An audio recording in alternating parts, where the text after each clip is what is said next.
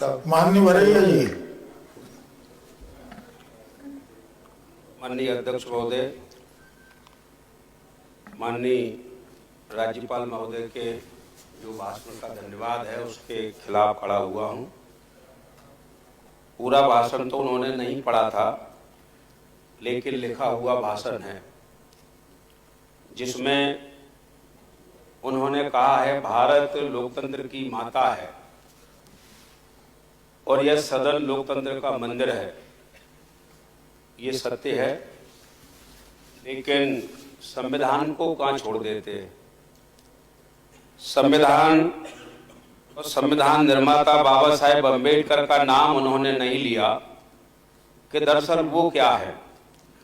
संविधान और बाबा साहेब अम्बेडकर से बीजेपी की सरकार को नफरत क्यों है, इसके बारे में भी उन्हें बताना चाहिए। आगे इसमें पिछड़े वर्ग ओबीसी जो 50% है, मध्य प्रदेश में 50% ओबीसी है, इसकी बात इस सदन में कभी नहीं हुई।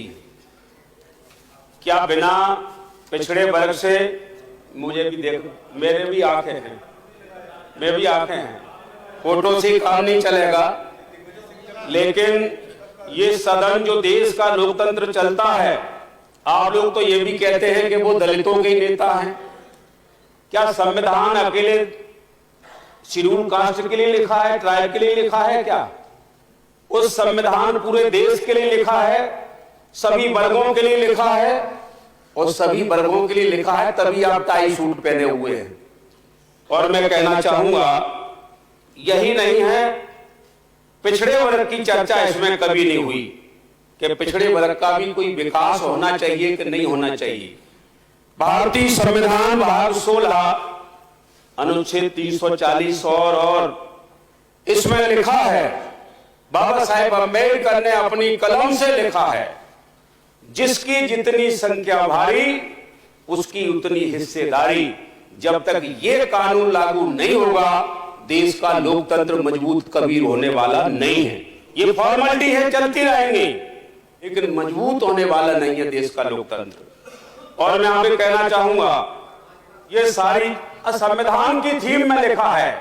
संविधान की थीम आपने पढ़ी हो, संविधान आपके घर में है नहीं, संविधान आपके घरों में है नहीं, वो संविधान के बारे में बोलते हैं कि आप चुप रहिए।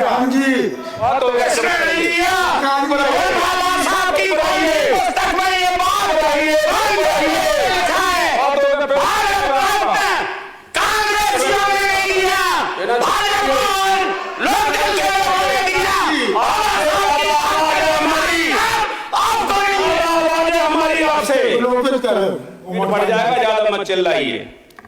और आगे मैं कहना चाहूंगा, अरे उमाकांत जी, पेट बढ़ जाएगा, क्या करेगा सभापति? अब आप अध्यक्ष महोदय पूरे भाषण में क्या मर्यादा के विरोध में? बैठा लो इनको, बैठा लो। उमाकांत जी, अध्यक्ष महोदय कृपया बैठ जाए, आप कृपया बैठ जाए। गाय की अध्यक्ष महोदय चुप कराइए, मैं इनके भाषण में खड़ा नहीं होता हूं कभी।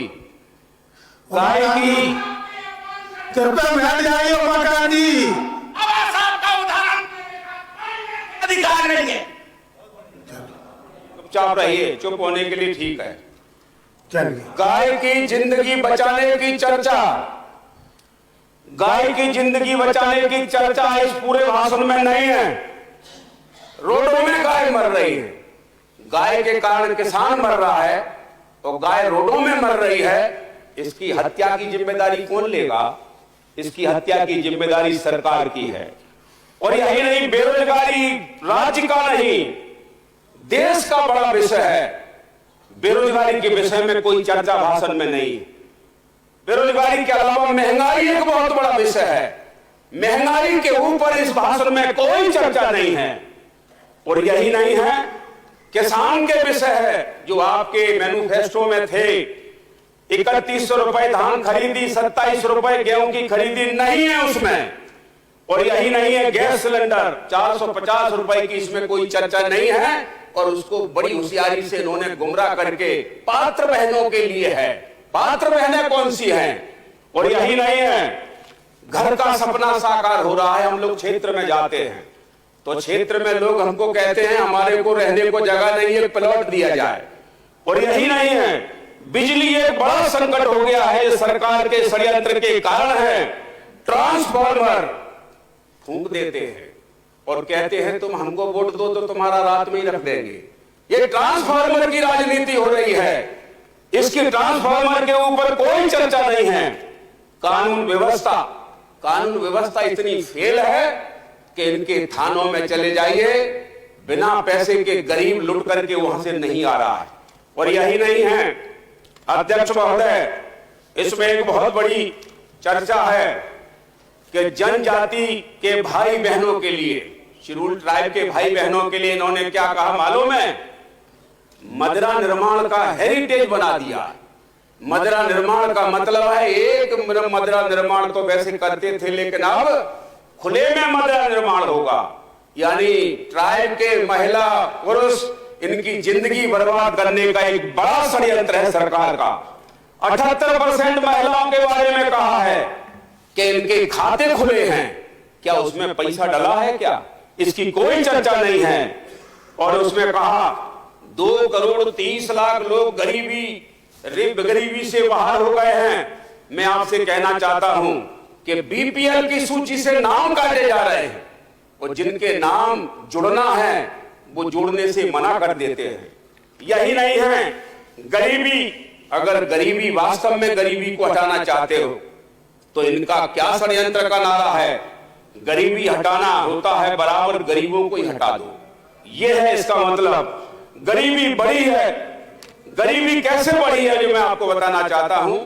शेड्यूल कास्ट और शेड्यूल ट्राइब के जो इसमें वित्तीय व्यवस्थाएं थी, शेड्यूल कास्ट शेड्यूल ट्राइब की वित्तीय विकास की जो व्यवस्था थी, अंत व्यवसायी योजना, रानी दुर्गावती योजना, पवन पुत्र योजना, ये सारी योजनाएं इन्होंने खत्म कर दी हैं। और शेड्यूल कास्ट और शेड्यूल ट्राइब के जो लोग हैं उनको सब्सिडी वाली कोई भी योजना अभी नहीं बची है। जो योजना है इसमें सब्सिडी नहीं देते हैं।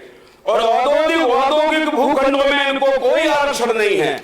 और इनको शांत करने के लिए क्या कहा जाता है मालूम है?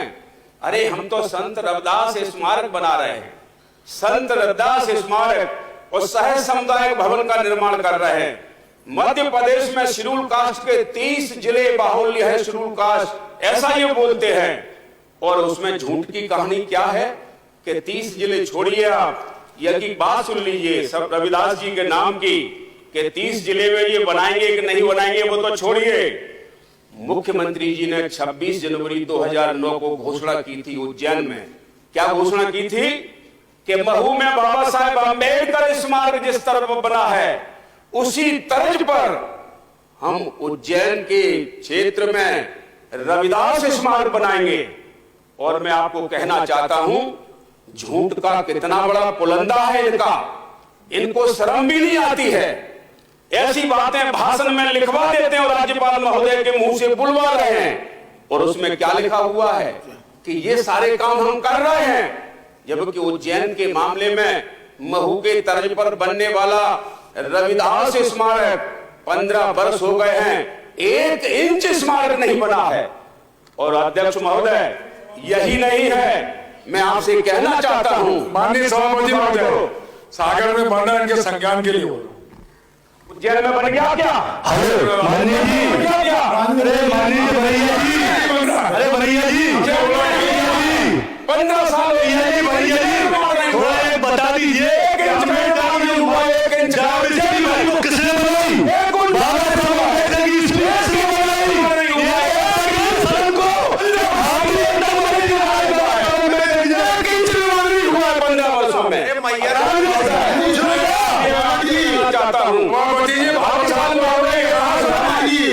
राज्यपाल महोदय के भाषण में ये झूठी बातें लिखवा करके इस तरह से प्रचार कराते हैं, इन वर्गों को फंसाते हैं। माननीय भैया जी, का अध्यक्ष महोदय हो गया। मैं अपनी बात सुन धन्यवाद धन्यवाद धन्यवाद। लेकिन मैं ये बात कहना चाहता हूँ, हमारे महापुरुषों का अपमान करते हैं और उस अपमान को सहन नहीं करेंगे। धन्यवाद।